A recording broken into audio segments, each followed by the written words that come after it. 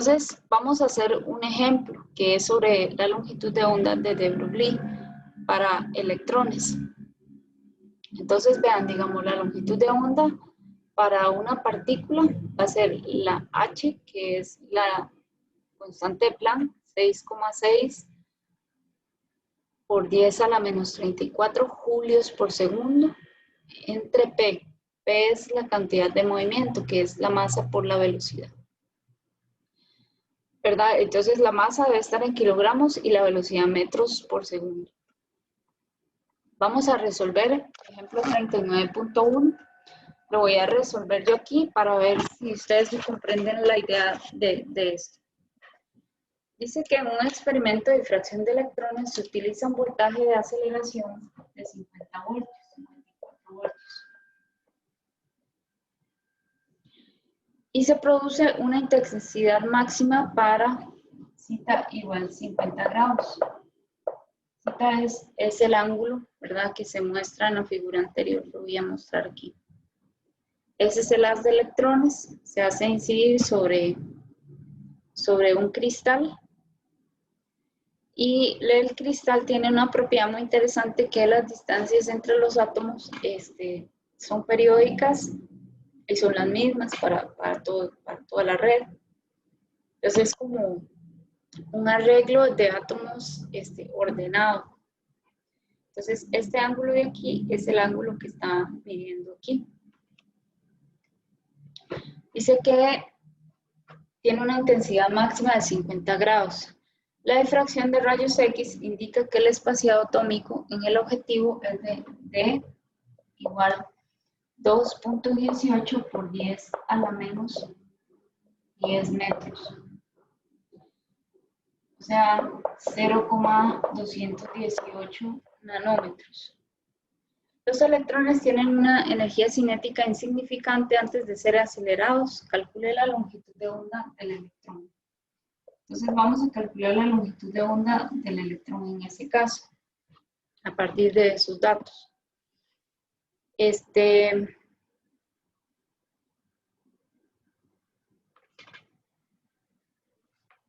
un momentito. Nosotros sabemos, bueno, ustedes conocen esta fórmula de la energía cinética. La energía cinética es un medio, la masa por la velocidad al cuadrado. Si se saben es esa, voy a parar de compartir para que se vean mi pizarra. ¿Se saben esta fórmula? Sí, profe. Entonces, yo puedo despejar esta fórmula, pasar el 2 aquí a multiplicar y la masa a dividir, y este sería el cuadrado de la velocidad, ¿cierto? Sí.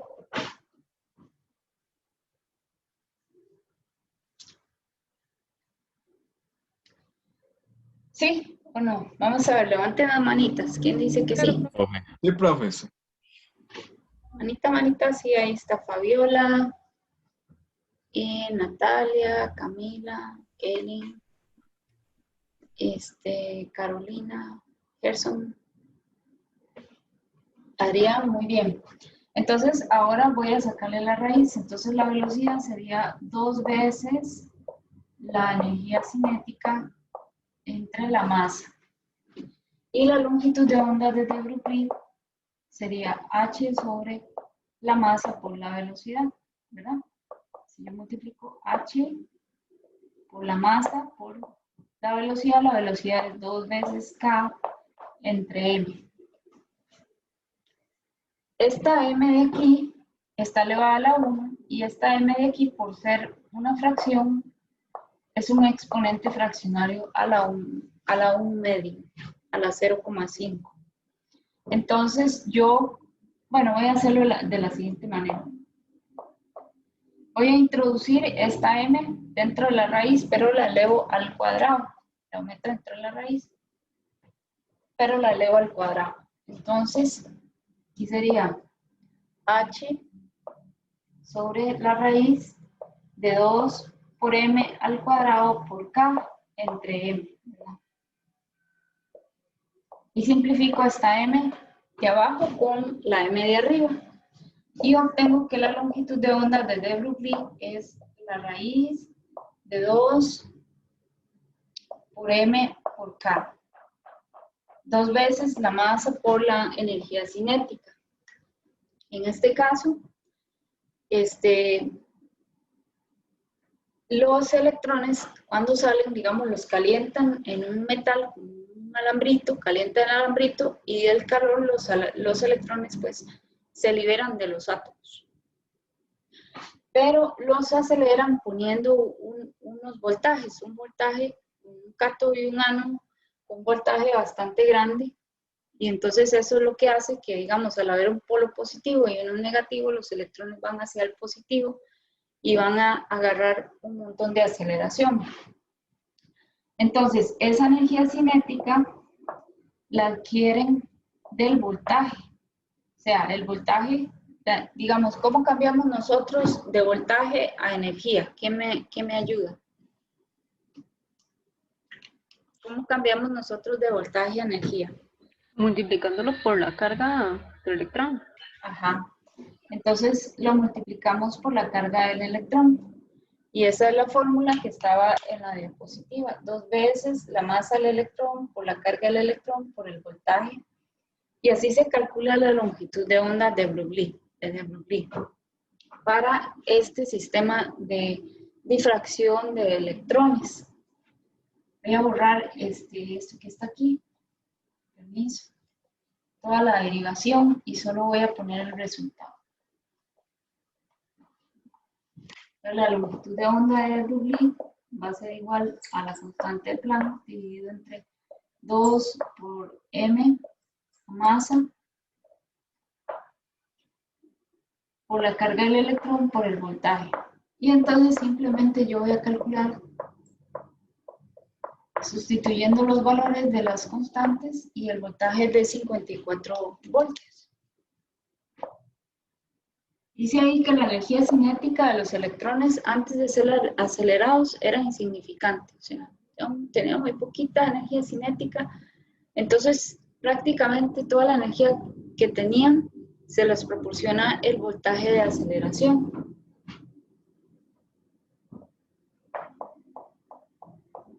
Entonces sustituimos aquí la masa del electrón, sustituimos la carga del electrón y el voltaje de 54 voltios. Y aquí nos dan otros datos, pero creo que ese ejercicio tenía como otra parte. Solo voy a hacer esta parte, solo anoté esta parte.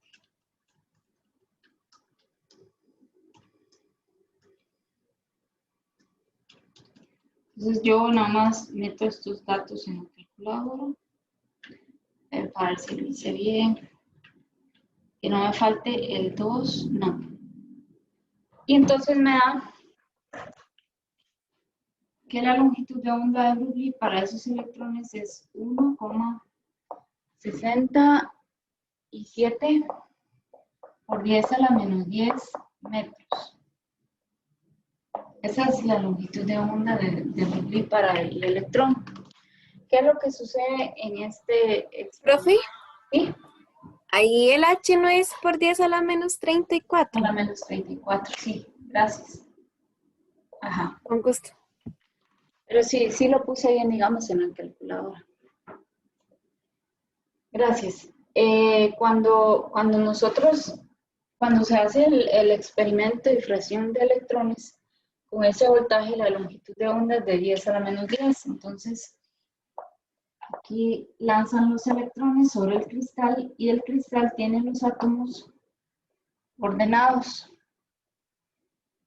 En general, no necesariamente los átomos están ordenados en la mayoría de los materiales. Están ordenados, pero por grupos, entonces en colectivo es un desorden total. Pero el cristal tiene muchas regiones donde muchos átomos están muy ordenados, parecería como un Lego o algo así como una estructura bien definida. Y resulta que la distancia entre los átomos es del orden de 10 a la menos 10 metros. Entonces, cada vez que un electrón pega aquí, va a pegar con uno de los átomos no se va a comportar como una partícula individual, sino va a comportarse como una onda que es difractada o por una red de difracción. Esto es una red, se llama red cristalina. Entonces va a ser como una onda que pega contra la red y luego se difracta, haciendo patrones. En unos ángulos van a haber una gran intensidad de electrones y en otros ángulos no va a haber ningún electrón, ¿verdad? Que son los patrones de franjas que se ven en los fenómenos de difracción e interferencia. ¿Y por qué aquí sí se manifiesta? Bueno, precisamente porque la distancia entre los átomos de la red es muy parecida a la distancia que hay entre a la longitud de onda de de Broglie.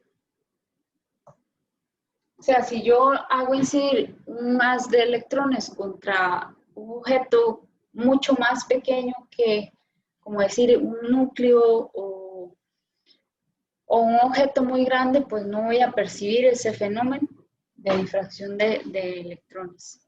Como un átomo. Bueno, es que un átomo es 10 a la menos 11. Entonces, un átomo todavía más o menos, bueno, no necesariamente, con un átomo no, porque un átomo es un poquito más chiquitito. Pero sí, tiene razón, con un átomo es un poco más chiquitito.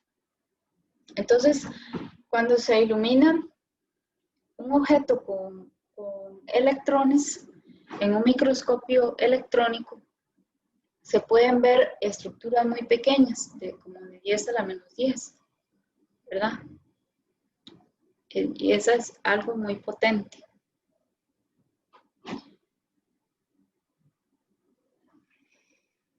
¿Alguna duda?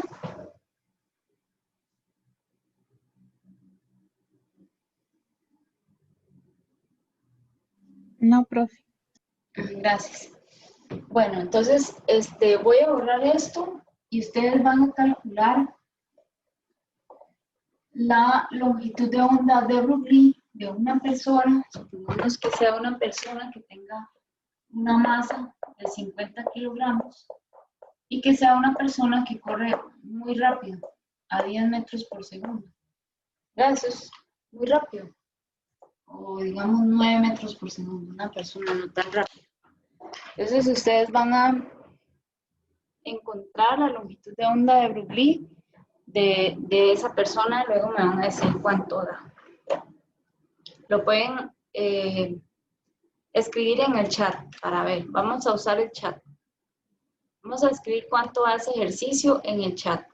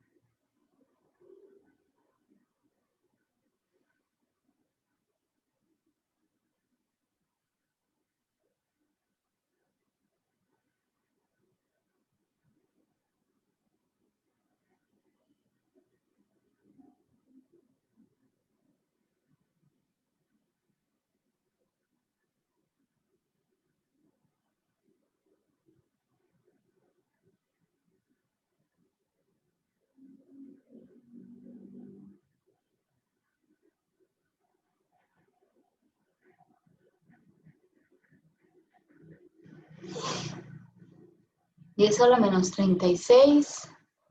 Muy bien. Entonces, para que Excelente, es a la menos 36. Ujú.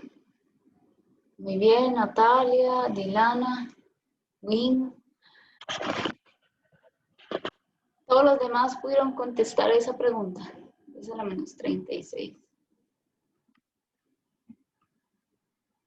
María, muy bien. Marilyn también.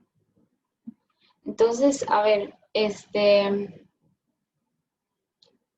¿quién me puede decir por qué no se manifiestan los fenómenos ondulatorios de las partículas, de las personas, los carros, las bolas, los objetos macroscópicos en la vida cotidiana?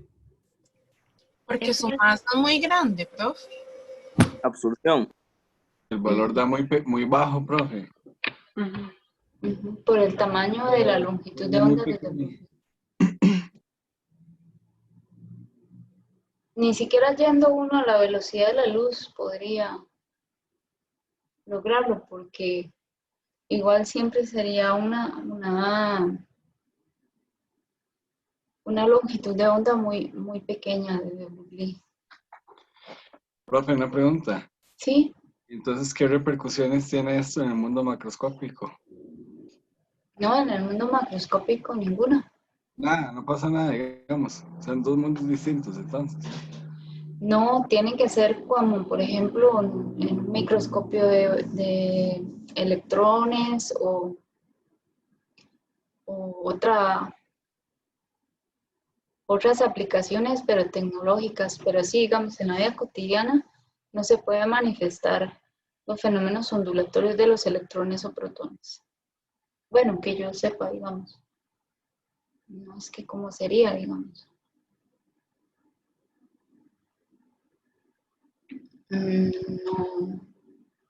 No, digamos, no sabría dar como un ejemplo de la naturaleza, así normal, no. Y menos, digamos, con objetos macroscópicos. Puede ser con partículas, como protones, electrones, pero no sé dar un ejemplo. Pero con partículas macroscópicas como personas, incluso moléculas o bacterias o animales, no se manifiestan en esos efectos ondulatorios. Precisamente por el tamaño de la longitud de onda desde Brooklyn. Y además que tendría que interactuar con un objeto que sea de 10 a la menos 36 metros. ¿Y cuánto mide el núcleo de un átomo? 10 a la menos 15, ¿verdad? Entonces como que no tendría como mucho sentido. ¿Entendieron? Sí. Bueno, entonces voy a hacer una demostración. Espera un momentito. Vamos a ver. ¿No tienen dudas de esto? No, profe. Bueno. Hasta aquí no. Entonces voy a compartir de nuevo mi pantalla y voy a hablarles un poquito del modelo de Bohr. El modelo de Bohr es el primer modelo más acertado del átomo, porque antes del modelo de Bohr teníamos el modelo de Thomson, donde se decía que era el pudín de pasas, como que el átomo está compuesto de protones, que era el pudín, y de electrones, que son las pasas. Entonces, que todo estaba distribuido uniformemente. Pero Rutherford demostró que en el experimento de Rutherford que hablamos antes del examen, demostró que la carga del átomo está concentrada en una región muy pequeña, en su centro, toda la carga positiva. Y los electrones pues giran alrededor. Y Bohr trabajaba en el laboratorio de Rutherford. Entonces Bohr plantea lo siguiente, que el electrón se mueve alrededor del protón, como un sistema planetario, pero tiene el momento angular, que sería la masa por la velocidad por el radio, que esto es de física 1, lo tiene cuantizada, que es un múltiplo de un número n, que es ese número cuántico, por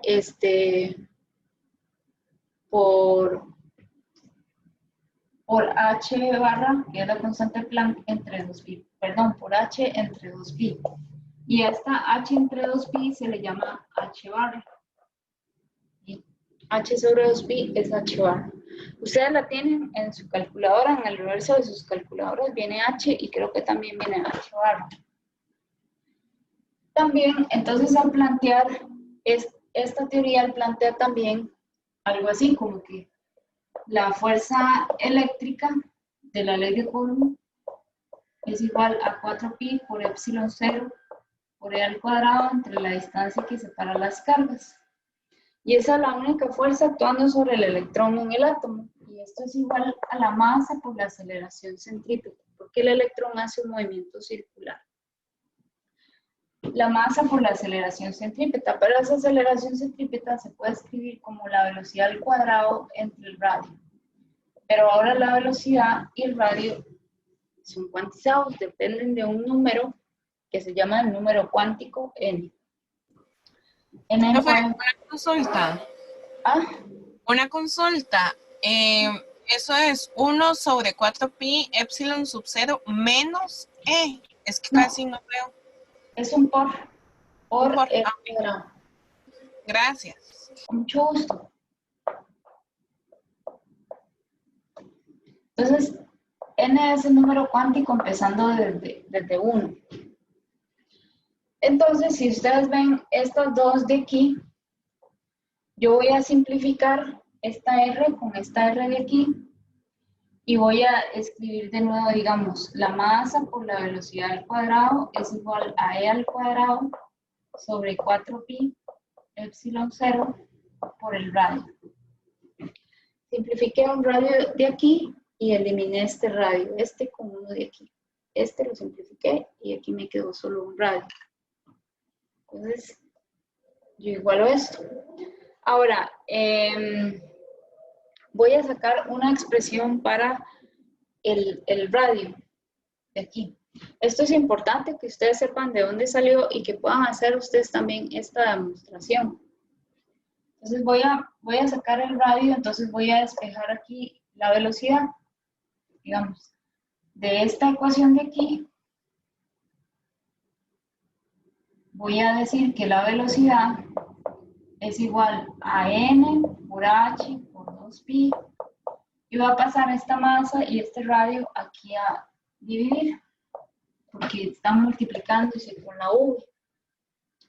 Entonces ahora voy a sustituir esta v, la voy a sustituir aquí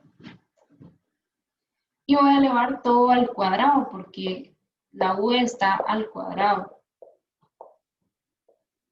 ¿Va entendiendo? Sí, profe. Sí, por ahora sí. Entonces aquí voy a elevar cada uno de estos términos al cuadrado y voy a obtener, bueno, la masa n al cuadrado, h al cuadrado, entre 4, 2 al cuadrado es 4, pi cuadrado, la masa al cuadrado, el radio al cuadrado, es igual a e al cuadrado, 4pi, epsilon 0, r sub n. Entonces ahora ustedes que están viendo esto en su pizarra, en su pantalla, me pueden decir cuáles términos, cuáles factores puedo simplificar. El 4 y el pi. El 4 y el pi, ajá. Este 4 lo voy a eliminar, este 4 lo voy a eliminar, este pi, y aquí con un pi aquí, y un r, este r con este r de aquí, y una más. ¿Cuál otro? M. Esta m con esta m de aquí. Entonces voy a obtener este resultado. Me va a quedar de este lado n cuadrado, h cuadrado. La pi aquí, la m, y solo me quedó una m, aquí me quedó una rn, y aquí me quedó el e cuadrado y el epsilon 0. ¿Sí? Sí, profe. Entonces ahora voy a borrar aquí. Profe, Sí, ¿usted podría repetir lo último que escribió? Es que no se ve. es, bueno, es n cuadrado por la h barra al cuadrado entre pi por m por el radio al cuadrado es igual a e al cuadrado entre epsilon cero. Voy a subirlo en una fotito.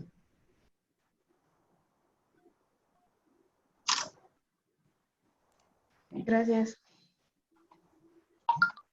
Profe, ¿esa H es la H barra o es la H de la constante de Planck? La constante de Planck. Ah, ok, es que sí, fue La h barra, digamos, a veces va a aparecer, pero ya sabemos que es h dividida entre 2pi. Pero en este caso no la hemos introducido. Entonces ahora voy a pasar el r a multiplicar aquí. Este epsilon cero que divide porque está abajo va a multiplicar aquí y la e al cuadrado va a pasar aquí a dividir. Entonces vamos a ver.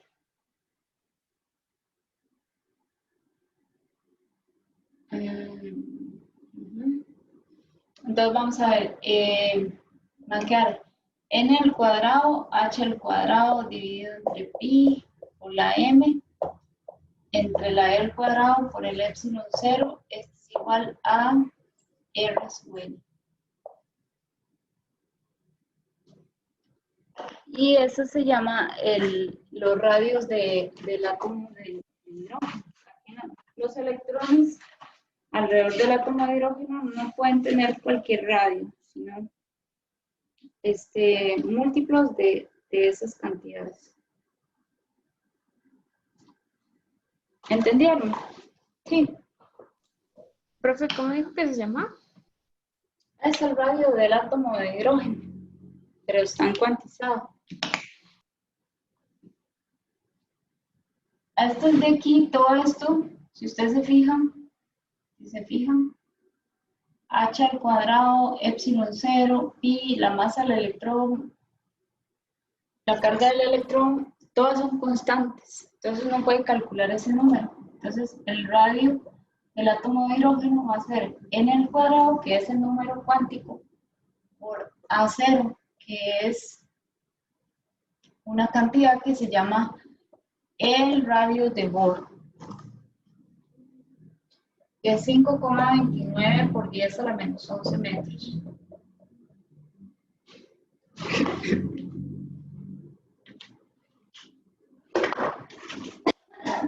Profe, ¿es H o H barra?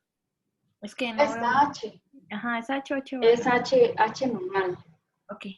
La H barra, en esta parte no la hemos metido, nada más les menciono que es H barra, digamos, pero no la he usado para esta parte. Profe, por 10 a la menos 11 es. Ajá, por 10 a la menos 11 metros. Ese es el radio de Bohr. Entonces, los radios de las órbitas de los electrones en el átomo de hidrógeno están dados por múltiplos de n cuadrado. Múltiplos del radio de Bohr dependen de n cuadrado, digamos, n es igual a 1, 2, 3, 4. Entonces, los electrones no pueden estar en cualquier radio, tienen radios cuantizados. Y de la misma forma, a partir de la ecuación de la cuantización de la cantidad de movimiento L y la fórmula de la ley de Newton, y de esta fórmula se puede sacar la velocidad también. Digamos aquí, en vez de sacar V, sacamos R, y entonces sacamos la velocidad, y la velocidad de los electrones en el átomo de hidrógeno también está cuantizada. O sea, no pueden tener cualquier velocidad, sino una velocidad dada por un número cuántico n.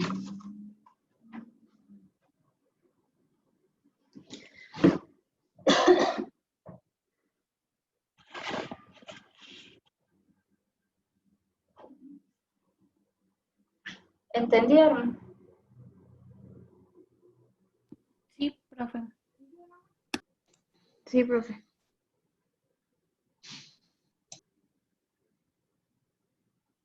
Bueno, entonces, yo sí les voy a pedir, tal vez que en el examen hagan una demostración de algo parecido a esto. Por eso es importante como saber de dónde vienen un poco las fórmulas del modelo de Bohr. El modelo de Bohr tuvo comprobación experimental, porque ya en ese tiempo de Bohr, ¿Profe? sí, Perdón que le interrumpa. ¿Usted va a explicar la demostración de la velocidad o no? no, ya expliqué la del radio. Entonces sería bueno que ustedes intentaran hacer la de la velocidad. Uno la hace y se la envía. No, usted mismo en su Para que la- cuaderno. Ah, bueno, es que ahí está el resultado, en la Ok. diapositiva. Ok, Aquí ok. está. Entonces usted la hace, digamos, en vez de despejar ¿A partir de qué? Perdón. a partir de esta ecuación de L Ajá. y de esta ecuación de la suma de las fuerzas, con esta y esta ecuación demostrar esta. Esta puede ser como una pregunta. Yo ya demostré esta de aquí. Ustedes podrían demostrar esta. Como ya saben el resultado, pues saben, digamos, si está correcto.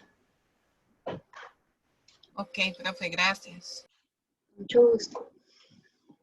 Entonces, como yo les expliqué en el video, el átomo de hidrógeno, ya para ese tiempo se conocían los números de las longitudes de onda.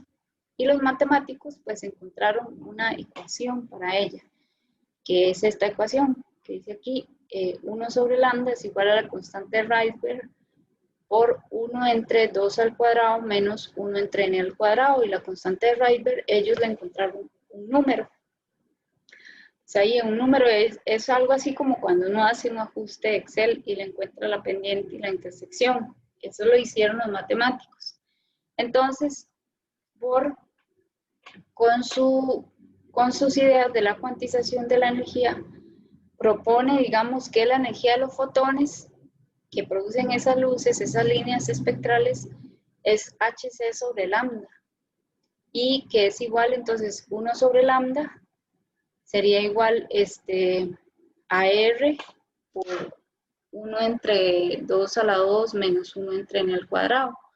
Y esta energía de los fotones es como la resta de dos energías. Entonces la energía de los niveles energéticos, Bohr propone que está cuantizada y que es hc por R entre n al cuadrado. Y si uno hace toda la derivación de las energías, encuentra que hc por R tiene que ser igual a 1 entre epsilon 0 al cuadrado por m entre a la 4 entre 8 por la constante dividido entre la constante de Planck al cuadrado, y encuentra que R, la constante de Rydberg que encontraron ahí de un ajuste, se puede escribir en términos de todas las constantes fundamentales: la masa del electrón, la carga del electrón, la permeabilidad, la constante de Planck y la velocidad de la luz. Y tiene exactamente este valor que está aquí arriba, 1.097 por 10 a la 7 metros a la menos 1. Entonces, el espectro del hidrógeno se confirma con la teoría del modelo atómico de Bohr. Fue confirmado con el espectro experimental de la serie de Balmer del hidrógeno. Y esa fue la evidencia de que el átomo realmente funcionaba como Bohr lo estaba proponiendo. ¿Entendieron? Sí. Vamos a ver las manitas. ¿Quiénes entendieron? Más o menos, profe, sinceramente. ¿Qué no entendió? Yo me perdí acá en esta resta que usted dijo. La resta de las energías. Ajá, digamos, ahí entendí que Bohr propuso que entonces esto va a estar cuantizado y vamos a obtener esto. Esto amarillo, yo estoy señalando como si usted viera. Esto amarillo, Ajá. pero ya esto de HCR igual o bien, sé que es una constante, pero no entendí de dónde salió. Digamos, la parte de arriba dice si n es igual a 3, entonces es la comprobación, digamos, de que de que si usted hace n igual a 3, le sale la línea alfa del hidrógeno, que es una que nosotros conocemos muy bien, la de 656.3 nanómetros, ¿verdad? Sí. Sí, profe. Entonces, ¿ustedes se acuerdan de la historia de Planck? Que Planck decía que los fotones solo podían tener una energía que era hc sobre lambda. Planck fue mucho más antes que Bohr. Entonces, de la idea de Planck, donde está 1 entre lambda, se ponen, en vez de 1 entre lambda, ponen la fórmula de la serie de Balmer, que era un hecho experimental. ¿Ve? Entonces queda R por 1 entre 2 a la 2 menos 1 entre n cuadrado. Y si usted se fija, también Planck había planteado que el fotón, la energía del fotón es la diferencia entre dos energías de dos niveles del átomo, dos niveles energéticos de los electrones en el átomo. ¿Lo recuerdan? Sí, eso sí. Entonces quiere decir que un término de la resta es un nivel y el otro es el otro nivel. Ah, ok, ¿verdad? ya entendí. Ajá. Entonces que la No, es energía... multiplicación. Ajá. Ajá. La energía es hc sobre r entre n cuadrado. Y entonces, si usted compara eso con lo que se obtuvo en la diapositiva anterior para la energía, esta diapositiva, donde sacan la energía a partir de considerar como el átomo como un protón y un electrón girando alrededor del protón, entonces se puede encontrar que el valor de la constante de Rydberg, que es un valor experimental, se puede encontrar en términos de todas las constantes fundamentales de la física. Entonces, la comprobación de, o sea, que la teoría de Bohr puede predecir las líneas del espectro del hidrógeno. Ya puede predecir la longitud de ondas de 656. Okay. O sea, es la comprobación. Bueno, sin embargo, esto del hidrógeno tiene unas diferencias. Cuando ya hubo más tecnología y se empezaron a medir mejor la longitud de onda y las energías de las líneas espectrales, ya se dieron cuenta que el modelo de Bohr falla en 1%, que no lo explica totalmente. Entonces, lo que viene a explicar un poco mejor el átomo de hidrógeno con más exactitud es la venida de la mecánica cuántica, que es el siguiente tema que vamos a ver, ¿verdad? Bueno, vamos a ver ahora el principio de incertidumbre de Heisenberg.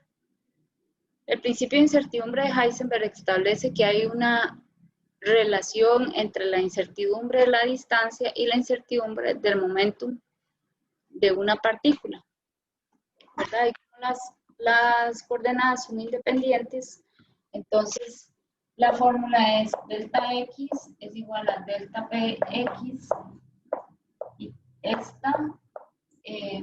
delta x por delta px es mayor o igual a h barra dividido entre 2, y h barra era la constante de Planck dividida entre 2.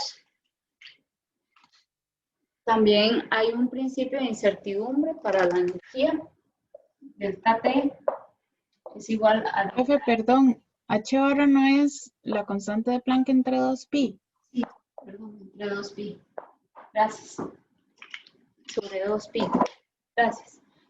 Y luego existe también un principio de incertidumbre para la energía de un sistema, la energía de un nivel o el intervalo de energía de la incertidumbre de la energía de un nivel atómico y el tiempo en el que puede estar un electrón en ese nivel. Existe una relación entre las dos cantidades, no son independientes. Entonces, nosotros sabemos que Px es la masa por la velocidad. Y la incertidumbre del delta Px sería, digamos, como la masa del electrón, es algo que ya es conocido, que no, realmente no se mide, sino que ya se midió. Entonces, sería solo la incertidumbre de la velocidad. Eso quiere decir que nosotros, por ejemplo, si este se hace grande, si se hace muy pequeño, si medimos la posición de una partícula con mucha exactitud, si este se hace muy grande, si este se hace muy pequeño, ¿verdad? Si la incertidumbre es pequeña, quiere decir que medimos con mucha precisión esa posición.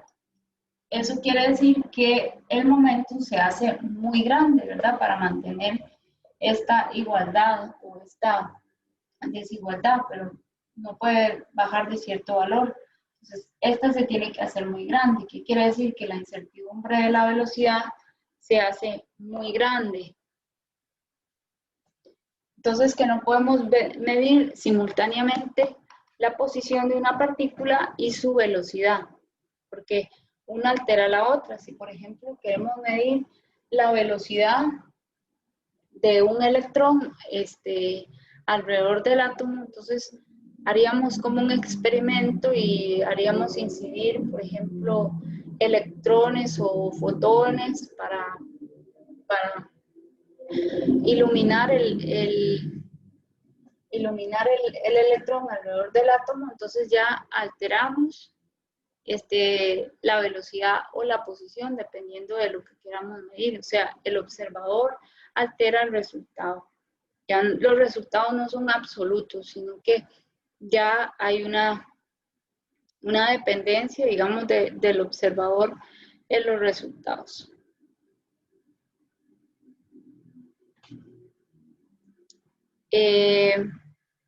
¿Alguna pregunta?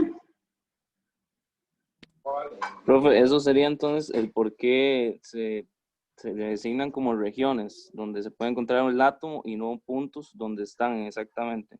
Exactamente, sí. Y ahora no podemos encontrar exactamente el electrón en el átomo, sino en una región, como dice Adrián.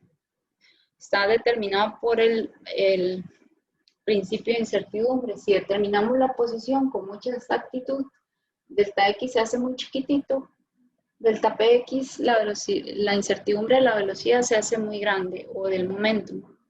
Si sabemos dónde está, no sabemos cuál es su velocidad. Y si sabemos cuál es su velocidad, no sabemos dónde está. Precisamente porque también a la hora de medir va a haber una influencia del observador en el resultado. Eso es a nivel cuántico, ¿verdad? Voy a compartirles mi pantalla para que resolvamos un ejemplito de esto, nada más. ¿Está bien? A ver, la manita, ¿sí está todo bien? Enséñame las manitas. Nicole, Hilary, Natalia, Helen, Win, María. Yo ocupo las fórmulas, profe, para el problema, ¿no?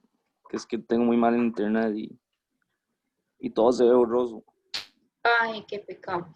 Vea, las fórmulas están en la pizarra, ¿las puede ver ahí? Es estas. Esta y esta. ¿No se ven?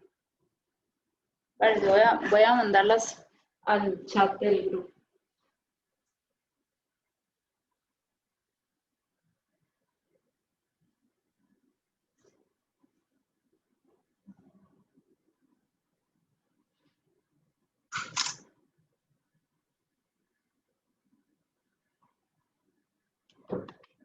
Ahí se las mandé a Adrián al chat del grupo. Bueno, voy a compartir mi pantalla. A ver, aquí está. Vamos a hacer un ejemplo. Esto a veces son unos cálculos un poco extraños ahí. Dicen. Vamos a suponer que la incertidumbre es igual al valor que estamos midiendo. O sea, como que usted dice, la mesa mide 1 metro y la incertidumbre también es 1 metro. Pero bueno, en este caso se vale todo eso, porque es la mecánica cuántica. Dice que un electrón está confinado dentro de una región de 5 por 10 a la menos 11 metros. esta es la región donde está el electrón, que dice ahí una región de 5 por 10 a la menos 11 metros de ancho, aproximadamente el radio de Bohr. A, estime la incertidumbre mínima en la componente X del momento lineal del electrón. Incertidumbre mínima en delta Px. Y dice, B, ¿cuál es la energía cinética de un electrón con esa magnitud del momento lineal? Entonces nos preguntan la incertidumbre, la energía cinética. ¿Cuál es la energía cinética de un electrón con esa magnitud del momento lineal? Exprese su respuesta en julios y en electronvoltios.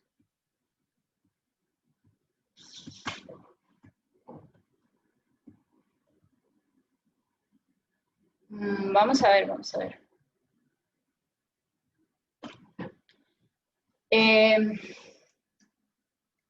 ¿A qué cantidad corresponde la región donde está confinado el átomo? Para resolver ese problema. ¿Quién me puede ayudar? Los 5 por 10 a la menos 11. Ajá. 500 nanómetros, ¿no? Ajá, pero ¿qué variable del problema representa? X. Delta X. O sea, vamos a decir, el electrón tiene una incertidumbre de delta X 10 a la menos 11. Aunque es el mismo ancho de donde está, digamos, como yo les estoy diciendo. Aquí suponemos muchas veces que si la mesa mide 1 metro, la incertidumbre es 1 metro también, ¿verdad? Entonces, este es como el ancho este es como cerca del número el radio de Bohr, o sea, vamos a suponer que el electrón está metido dentro del átomo. En cualquier lugar, pero dentro del átomo. Entonces, es como un poco truquillo, ¿verdad? Bueno, no sé. Entonces, el delta Px mínimo, el mínimo valor es el que tiene este valor. ¿Por qué este es el valor mínimo? Sí, porque puede ser, delta Px puede ser mayor o igual a esto, puede ser mayor o igual a h barra sobre 2 por delta x. Entonces el valor más pequeño sería cuando es igual a h barra entre 2 por delta x. ¿Entienden? Aquí yo despejo delta px. Sí, profe. Entonces voy a ponerle los numeritos.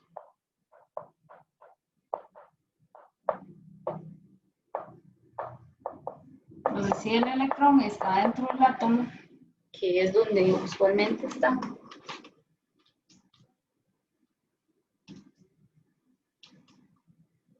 Eso no es H barra, no tiene otro valor, profe. Ay, sí, perdón.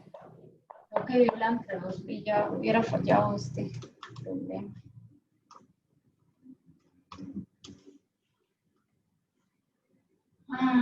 Bueno, vamos a ver, por dicho ustedes ponen atención. Delta Px es 1.05 por 10 a la menos 24 julios por segundo. Entonces, esta es la incertidumbre mínima que puede tener el momento. 1.5 por 10 a la menos 24.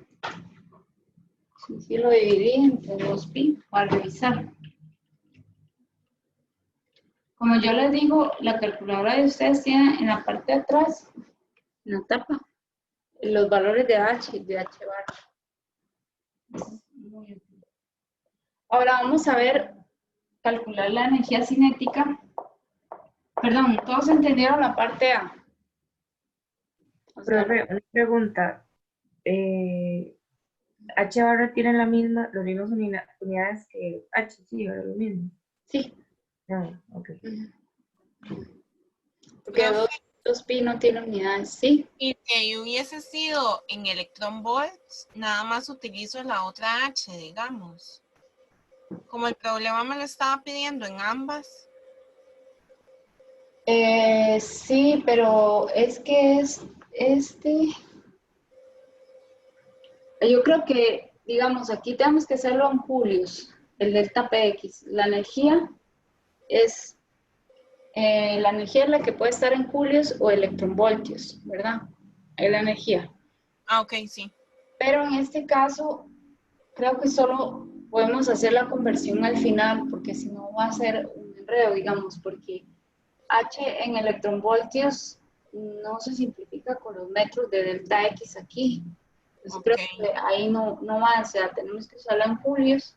Y si nos piden la energía, pues al final hacer la conversión de julios a electronvoltios dividiendo entre, ok, gracias. Con mucho gusto.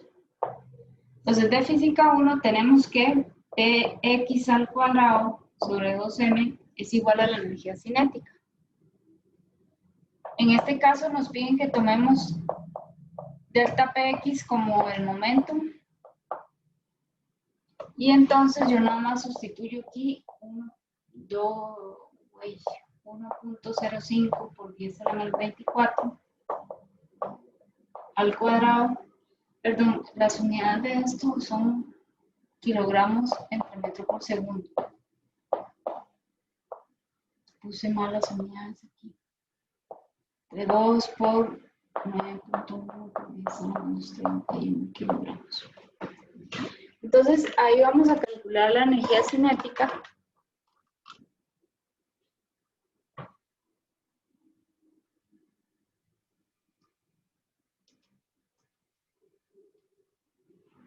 Y me da que la energía cinética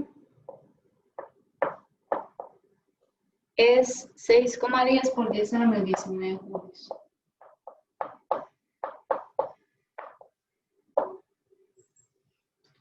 Y si lo pasamos a electronvoltios, dividiendo entre la carga del electrón, es 3,81 electronvoltios. Que esto viene siendo como la energía de los niveles de energía la energía, digamos, la energía total del átomo de hidrógeno. Entonces, si nosotros decimos, bueno, como decir, el electrón tiene que estar en algún lugar dentro del átomo, dentro de esta distancia, entonces, la energía cinética encontrada o algo así es como del tamaño, digamos, de los niveles de energía del átomo de hidrógeno. Eso quiere decir que el momentum, la incertidumbre del momentum es del mismo tamaño del momentum que tiene normalmente el átomo de hidrógeno. O sea, no podríamos como medirlo con mucha exactitud el delta P, el momentum. O sea, este es como el P normal que tiene el átomo, el electrón en el átomo de hidrógeno, y es igual a la incertidumbre, o sea, es como el mismo orden de magnitud. Entonces es así como que si confinamos el electrón en una región mucho más pequeña, esta incertidumbre va a crecer, y entonces al final va siendo como que va siendo el delta Px, la incertidumbre delta Px va haciéndose incluso más grande que el momento que tiene normalmente el átomo el electrón en el átomo. Profe, esa fórmula ya la teníamos dada, la de K. ¿Cuál K? Esta. Ajá, esa fórmula. Sí, esta fórmula ya, bueno, esta fórmula es de física 1. Ok. Es P Ya la recordé. sobre 2m. Viene de aquí, digamos, la energía cinética es 1/2 la masa por la velocidad al cuadrado. Y P es igual a la masa por la velocidad. Entonces usted puede despejar de aquí V. V sería como P sobre M. Y ponerlo aquí. Entonces le da esta fórmula. En vez de ponerlo en términos de P, lo ponemos en términos de V. Profe, una Listo, profe. consulta. Sí. Ahí ahí en donde está la constante de Planck, que está dividido entre 2 por pi. Ujú. Ok. ¿Dónde? Aquí. Ajá. Aquí. Sí, donde está el reflejo. Ajá. Sí, aquí está dividido entre 2 por pi. Yo no lo puse. Ok. Pero sí, o sea, no lo puse antes. Alguien me dijo. Pi donde Es dos. que no veía el pi, entonces pensé que no. Pero sí es H barra. Entonces voy a poner una foto para que sea como- Pero voy a tomar. Profe, el resultado era 6 por 10 a la menos 19. ¿Qué? El resultado. 6, sí. Ajá. El resultado de la energía cinética. Profe, entonces el valor del H barra es el de la constante de Planck dividido entre 2pi. Sí, Entonces es un valor constante. sí. Ustedes lo tienen en la calculadora. A ustedes es más fácil porque ustedes nada más lo ponen ahí. Pero yo no lo tengo, entonces yo tengo que estar dividiendo entre 2pi. Profe, ¿usted da los recomendados en esta semana? Sí, pero me tienen que dar un chancecito porque ese sí, tengo mucho trabajo. Ok, Estoy tardando demasiado para hacer todo. está bien, tranquila. ¿Todos entendieron el problema? Sí, profe. Sí, profe. Yo tengo una consulta. ¿En qué situación hago lo que usted dijo de que tomo la longitud de la mesa como la incertidumbre de la mesa también? Digamos, Ahí yo anoté que acá tomamos esa X como la incertidumbre porque suponemos y decimos que los electrones están dentro del átomo, pero ¿bajo qué condiciones puedo decir yo eso? ya, prácticamente casi siempre, o sea, menos que lo especifiquen. Y la incertidumbre es el 1% y la incertidumbre es tanto, pero si no le dicen cuál es la incertidumbre, usted toma la incertidumbre como la longitud que le están dando. Casi siempre pasa eso, a menos que le digan, y la incertidumbre es el 1% del valor medido, o así. Muchas gracias. Mucho gusto. Bueno, vamos a quedar hasta aquí, entonces les queda tarea terminar de ver el video, estudiar el video, y después van a ver el video corto y a responder la pregunta. La próxima semana, Profe, respuestas. ¿Sí? profe, perdón. ¿Hasta cuánto tiempo tengo tiempo para contestarle la pregunta? Bueno, no es hasta el jueves de la otra semana para poder discutirlo, ¿no? Ok, sí, está ahí. Okay. El video solo dura 5 minutos. El video Sí, corto. no era porque ahorita me queda como complicado contestarlo. Sí. Pero está ahí, gracias. Bueno,